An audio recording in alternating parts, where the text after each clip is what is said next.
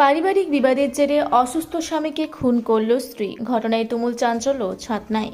ফের খুনের ঘটনা ঘটল বাঁকুড়া জেলার ছাতনা ব্লকে। বুধবার দুপুর নাগাদ ছাতনার কাটাপাহাড়ি গ্রামে এই খুনের ঘটনা ঘটে। পুলিশ সূত্রে জানা গিয়েছে, কাটাপাহাড়ি গ্রামের এক দম্পতির পারিবারিক এক বিষয়কে নিয়ে বাদানুবাদ হয়, যার জেরে স্ত্রী মায়ামাল এর হাতে খুন হন স্বামী জিতেন মাল। জানা গিয়েছে, ওই ব্যক্তি দীর্ঘদিন ধরেই অসুস্থ ছিলেন। আজ হঠাৎই তাদের মধ্যে কথা কাটাকাটি হয় এবং অভিযুক্ত কাটারি দিয়ে ওই ব্যক্তির গলায় আঘাত করায় তিনি লুটিয়ে পড়েন। এই ঘটনায় মায়ের বিরুদ্ধে ছাতনায় থানায় লিখিত অভিযোগ দায়ের করেন ওই দম্পতির ছেলে উজ্জ্বল মাল। পুলিশ দায়ের করা অভিযোগের পরিপ্রেক্ষিতে ছাতনা থানার পুলিশ অভিযুক্ত ওই মহিলাকে গ্রেপ্তার করে। ঘটনার জেরে এলাকায় ব্যাপক চাঞ্চল্য ছড়িয়েছে। আজ বৃহস্পতিবার সকালে অভিযুক্ত ওই মহিলাকে বাঁকুড়া জেলা আদালতে পাঠালো ছাতনা থানার পুলিশ। ছাতনা থেকে দেবনাথ মধুকের রিপোর্ট, রূপসী বাংলা মিডিয়া।